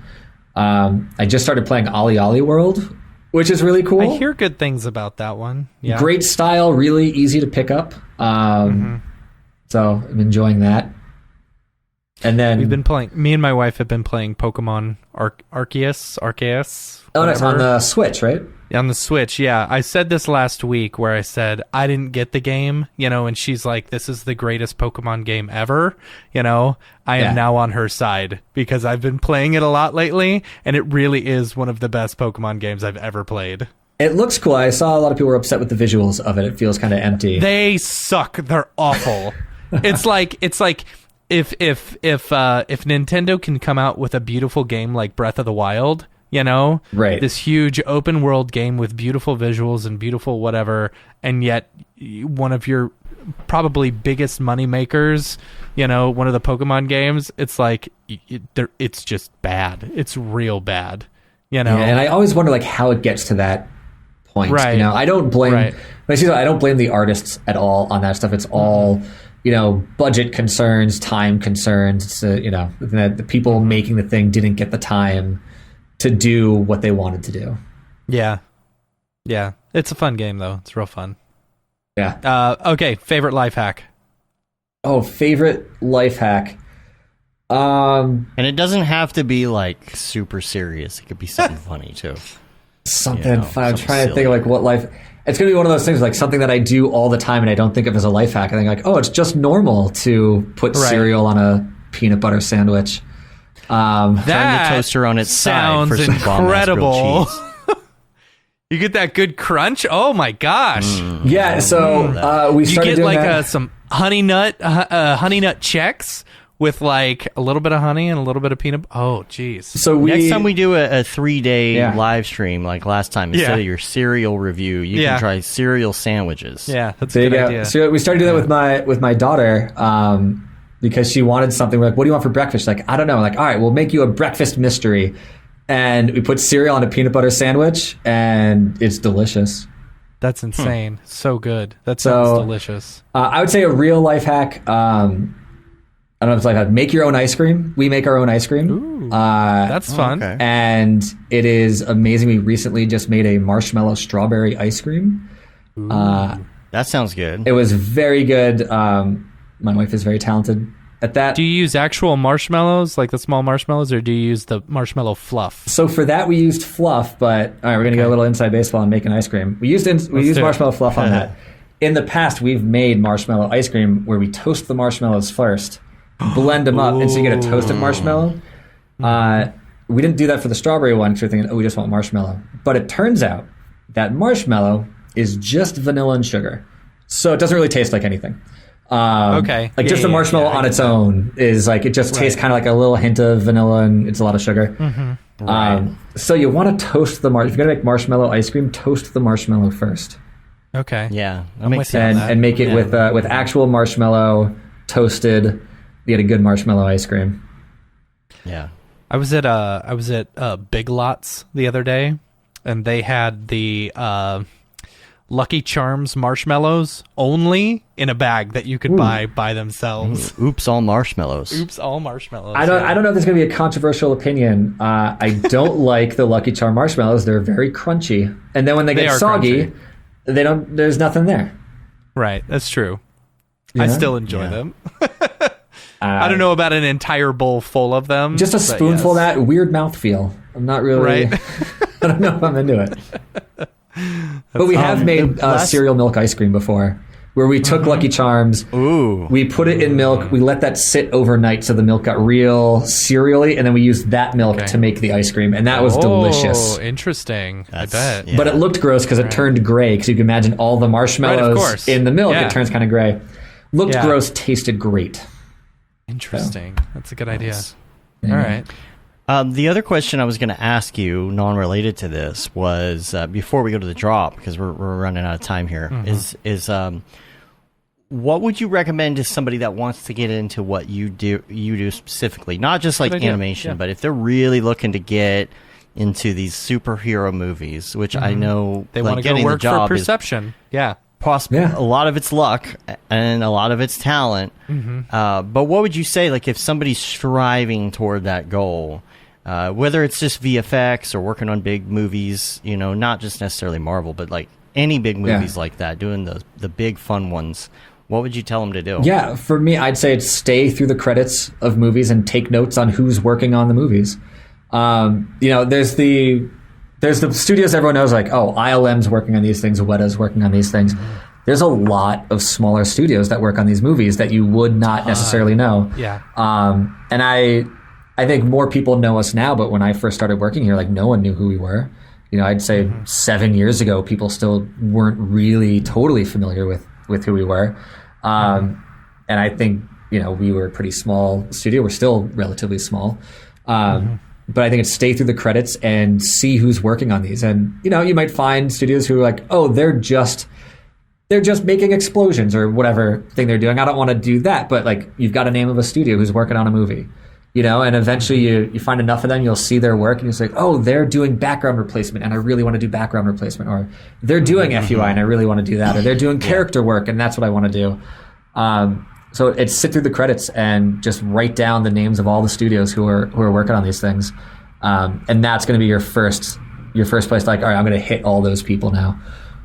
Yeah. That's cool. That's super cool. All right, Matt, are you ready to go to the drop? Let's do it. The drop. Is this the fucking mic? Drop. This is exactly what I should be doing. What's up, and welcome to this week's episode of The Drop, your weekly source for all things NFT and crypto art, as well as upcoming drops by notable people in the Mograph industry. I'm Matt Milstead. Joining me, as always, is Dave Koss. Joining us this week is Doug Appleton. Hello. Let's get into the drop. It's a short list this week because, you know, Nifty doesn't like to update their things daily. So, you know, it's my weekly rant about Nifty, you know, but whatever. Yeah. So we've got two. We've got two for Nifty this week. First one up is Miss Al Simpson. They do, like, she does like these, you know, collage-y type stuff. Kind of neat. I like it. You know, fun stuff if you're into that. I get like a kind of a more put together ferocious feel. You know? Okay. Yeah. So there's that. And then next up on the 15th, I am excited about this one. Josh Pierce is doing a drop on Nifty, which is super exciting. I love Josh's work. Josh is absolutely fantastic. You know, I random landscape with a person for scale and a geometric absolutely yeah. Yep. Mm-hmm. He has definitely he knows how to sell that well. So it's very, very cool. Yeah. That's all I've got for Nifty Gateway. Next up, we've got Maker's Place, the first one dropping tonight, which I think is very appropriate for Valentine's Day. Yeah. Tina Eisen, she is a photographer, and so she does a lot of these. She's been known for doing like cosmetic photography and stuff, which I think is pretty cool. So I love that. So it's this is all real photography. All real photography. That's cool. Yeah, I love that it's dropping on Valentine's Day. It's really cool. Yeah. Next up, and Dave, you're going to want to turn down your volume on this because it is extremely loud. The 16th. I have most of these muted. Cool. So. Deadmau5 and Super Nifty are doing a collaboration together, which is cool. Deadmau5 5. Deadmau5 5, right? Love myself some Deadmau5. I think I don't know It doesn't look so much like the actual Deadmau5 head. I just know that Deadmau5 head so well. Like, I've seen the topology on that Deadmau5 head, and I'm like, this looks different than the Deadmau5 head. Yeah. But yeah, it's Super Nifty's own style along with that. But it's cool to see another collaboration with Deadmau5. Yeah. Next up on the 17th, Jonathan Monaghan. Super cool stuff. Jonathan was into the space super early. Like, in fact, like looking into how to create smart contracts using Bitcoin and stuff, which is cool, way back in the day. But yeah, really early adopter into the NFT space. Really, I like the work too. I think it's pretty cool. Yeah. So. But yeah, that's all I got as far as the main drops. Dave, I added something else to the list. I'm not sure if you got that one for the Gavin Shapiro thing. I can throw it into the chat real quick. No, I've got it. Oh, okay. But for those who have a Gavin Shapiro piece of art, it is you'll need, what is it? It's Flamingos All the Way Down. I think that's the one. If you own... Oh, yeah, I saw this thing. Yeah, so if you own a Gavin Shapiro piece, like I've got It's Flamingos All the Way Down, so the reason I mention this is because he's giving away a piece called Hodl, as a gift for those who collected an open edition and held it for a whole year. You mean hodled? They hodled for a whole year, yeah, without selling it. So the thing is, though, like a few weeks ago, in order to get to his Penguin drop, you had to transfer it into your OpenSea account, from Nifty.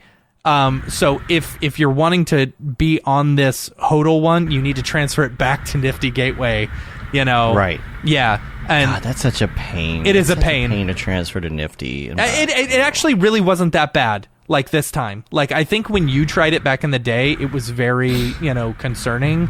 But I think Nifty Gateway and OpenSea have worked together to make it very seamless. It was extremely seamless getting it back. But yeah, so that's exciting. Getting a Gavin Shapiro drop. I'm really excited about this one. And it's only for the people who have held it on for a year. They are taking the like, what is it? The whitelist or the screenshot or whatever of everyone who has it tomorrow. So you'll want to get that done ASAP. I see. Yeah. Right. That's why I mention it. Yeah. So, but yeah. Cool. Yeah, that's about all I got. I don't think we have any community drops, or anything like that. No, but I did want to mention the Smearballs drop. Or I don't I don't know if this is drop or just a render. I'm assuming it's going to become a drop. Yes, this will be a drop. This is so good. You see something new every time it spins around. One of my favorite things about this is like talking to him. He was putting on the Rococo suit doing all this, animation and stuff like that, which I think is so funny. And I hit him up. And I said, dude, I need to see video of you in the Rococo suit doing all these dances and stuff. He said, no way. That'll never be released. He said he took video of himself once, and he's like, no, never again. It's really funny. That's cool. This is one of the things I like about, the NFTs when they use the medium, right? Because if the whole thing with them being digital is you should take advantage of them being digital. Like, make it animated. Make it do something that you can't otherwise do. Like, otherwise you can print a photo and you can get a gorgeous photo, but like, why is that a digital thing? Right. So I love when I see people doing NFTs that have motion to them or have something that's just inherently digital that you couldn't do in another medium. Right. Yeah, totally agree. Is Garrett Appleton your brother, or is he just joking? He is my brother. He's got some NFTs. Really? Go check him out. Ape Town Art. Seriously? Go buy all of his stuff. I didn't know that you... I just thought y'all had the same last name. That's so funny. I had no idea. That's my brother. Yeah, I saw him. Is he in the chat right now saying stuff? Yeah. And he had tweeted earlier, and I mean, I see him online all the time. I had no idea. That's funny. Here you go, right here. There you go. Right? Go buy his stuff. Well, look at that. He's got some cool Right. stuff. There you go. Got to bookmark that there. Put that in our community drops. There you go. There you go. That's good. There you go. I have nothing to drop, but you can go vicariously through me. I was going to ask you, so I'm assuming that because you do work full time, that's got to be kind of difficult to. You'd have to come home at night and hop back on board the 3D train. It's a constant pain point. Is like I wish that when I went home, I just had the motivation to do more stuff. I wish I had time to do just personal projects, not even necessarily NFTs, but just sort of personal work of doing something else that isn't always on a deadline or for someone else. I love the work that I do, so I do get fulfilled that way. But there's still something about being able to make something for yourself, but it's just I get home and I'm just tired. I want to sit down and watch TV. I want to hang out with my family. Yeah. I want to do other things. It's not that I don't have the time for it, because if I really wanted to make time for it, I could make time for it. Just that I just choose to fill that time with other stuff. But I don't know. One of these days I'm gonna try and do some more personal work. Mm-hmm. One of the questions in the chat is who got who into doing 3D then? I'd say I got him into doing 3D because Garrett was doing more film work early on, and I was doing 3D stuff. And then who's older? He's older, so we're almost exactly a year apart. Okay. Okay. So. And then I have a younger sister who is also almost exactly a year apart, and she's not into this at all. So there you go. She's like, I've seen how y'all work. No, I'm out. I don't even know if I'm sure she's seen a movie at this point. Once we went with her daughter to go see Thor Ragnarok, and it would be like the first thing that I knew that she was going to see. And in the beginning of the movie, Thor fights the big lava monster, and she was like, her daughter was like, "This is too scary. I have to leave." I was like, "Oh, all right, that's sad." Bye. And it was like the first time that we'd all have to we'd be in the same place and be like, "Hey, look, I work." I could point to the thing, be like, "I worked on that thing," but they left. So I don't know if she's even seen a single thing. That's funny. So since this is a short show today, Dorpy's not really around today, but I would like to introduce you to somebody. This right here is Airdrop Ostrich, and he invests in NFTs. He's a little shy, so he really doesn't like to talk. He's like a collector. The collectors don't really like to talk about that's the exactly NFTs. Yeah. He's shy, kind of secretive. You never know what's going to go on, and he says it's nice to meet you. And but you can't have his seed phrase. Okay. I don't think anybody was asking about your seed phrase. Okay. Oh, he says good because you can't have it. All right. Yeah. Do you know Crypto 888 by any chance? No, he says he's not allowed to tell you that. All right. Oh, okay. He sent you a Valentine's Day card, Matt. Oh gosh, he did. Yeah. He says it's a picture of a bored ape. Oh. And there's a heart on it. Okay. Because it's a Valentine. Yeah, and it says, what does it say? Oh, it says, "I'm never bored with you." Oh. Oh, that's pretty good. That's a good one for sure. All right. Yeah. So what do you think about the current ups and downs about Bitcoin and ETH and all of that? Like how is all that going? What do you think about that? Oh. I guess we scared him away. Okay. I was wondering how long this was going to go. Yeah. Nothing like you never know. Nothing like dead radio silence to, really promote good quality programming. That's right. That's gonna kill on It's a the lot podcast. better in person. Yeah. The video man. feed. Like, everybody's going to have to watch the video feed. I was over at Dave's house the other day, and he showed me his stack of Dorpies that he's got. Like, he's got like 4 or 5 of them just in bags in case the regular Dorpy, Something gets happens to broken him. or something. And Travel Dorpies. I wanted to steal one just so I could pop up another Dorpy, during the show, which would have been I would have hilarious. been like, You have to have damn it, backups. you stealed my Dorpy. Yeah. Yeah, I mean, we Because do what that if I with, take him out of town and and I lose him? Yeah, right? we do it with my daughter's toys. We have a backup of her favorite toy, and you swap it out when it's time to clean it. You gotta have backups. Yeah, just like fish, you just replace the fish when they die, and the kid never knows. Exactly. Yep. Yeah. Yep. So anyway, that's all I got for the drop today. That's all I got for the drop. If you or anyone you know is doing a drop, feel free to email us, info@mograph.com, and we'll shill it on the show. Yeah. All Other than right. that, let's get back to the regular show. Is this the fucking mic? This is exactly what I should be doing. Doug. Thank you so much for being on the show. today. Oh, thanks for having me. This is so much fun. I usually ask if people want to find you online, where can they find you? And it's all written, on the screen and stuff. But I imagine that, because you're at Perception, there's a couple different places people can find you, right? Like, where can they find Perception, and what are your names on all the things? So Perception, you can find us at experienceperception.com. It's our website. You can find all of our work, breakdowns. We also have, YouTube and Twitter that I believe are all also Experience Perception. One of them will link to the other ones. But we like to put a lot of our work there. But you can find me personally on Twitter at Dougasaurus. I'm on Instagram at the Dougasaurus because someone got to Dougasaurus before I did. I know, right? It's devastating.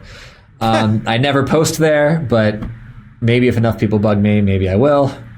We know a few sauruses. Yeah. Urosaurus, Herrerasaurus. Herrerasaurus. Yeah, it's not a wildly original handle, but Rupasaurus? No? yeah, I figured it was Rupasaurus Rex? probably better than using my PlayStation handle of Nebbins. So, Yeah, you never want to use the PlayStation handles Yeah. I mean, those always tend to go back way too far into the past. Oh, We're looking at you, dig up Nick. the mine goes emotions. back. Looking at you, Nick. When did my PlayStation? Yeah. I don't know, 14, 15. When did the Cat in the Hat movie come out with Oh, gosh, what's his I don't face? know. Oh, I'm totally gonna say Oh. no. Yeah. Austin Gosh, I Powers, forgot about Michael that movie. Myers. Yeah. Yeah, so my PlayStation name comes from the name of the dog. In that I never understood if his name was Nebbins or Nevitz, so I just went with Nebbins, and that is my. Okay. You can friend me on PlayStation, and we'll play Ollie There you Ollie World go. together. Yeah. There you go. Cool. Well, we're going to get out of here. You can rate us on iTunes, leave a review, subscribe on your podcatcher of choice, help get our ratings up. Subscribe to our newsletter as well. You get all the latest info on some of our articles and the shows that we've done and what's coming up and community events and what's coming to Mograph TV, all the things. Mm-hmm. So subscribe to that on mograph.com. You can say you've been there, done that, got the t-shirt with the Mograph logo tee, the Feel the Bab 2020 shirt. All the profits from that go to Doctors Without Borders. And that is still available, the classic. It's still available. Make sure you get yourself one. And the It's Render like, Things t-shirt. it's like having an old Nixon bumper sticker or Right, something, right? yeah. It's classic. Yeah, but in a good way instead of a bad way. Yeah. Right. The Render Things t-shirt, hoodie, and long sleeve tee, the Mograph blandishment shirt, and then, of course, the That Render is Fire shirt, which you are only allowed to wear ironically. Unless You're shams. Yeah. Yes. And we're on Facebook, Twitter, Instagram, YouTube, TikTok, and mograph.com. Check us out on all the things and subscribe and join the lives and come hang out with the community. If you would like to get a hold of us to ask us for an invite for Slack or to Discord, just let us know. Slack is where the majority of people hang out. We do have the same channels in Discord, but our Discord right now is mainly for just hanging out on video and talking to people. Yep. You know, I was talking to Barton yesterday. We went up to Already Been Chewed, and he was saying that Discord was a change in trajectory for them. Being able to chat, have everyone on, on the streaming or whatever, all in one place. He said from that point on, they decided that they were cool with hiring internationally and stuff like that, which is really cool. Yeah, Oh, I don't know. nice. Sure. Neat. Cool. All right. Well, thanks again, Doug. Yes. Thanks for having me. Until next time, I'm Dave. And I'm Matt. And I'm Doug. Have a good one. Later, yo.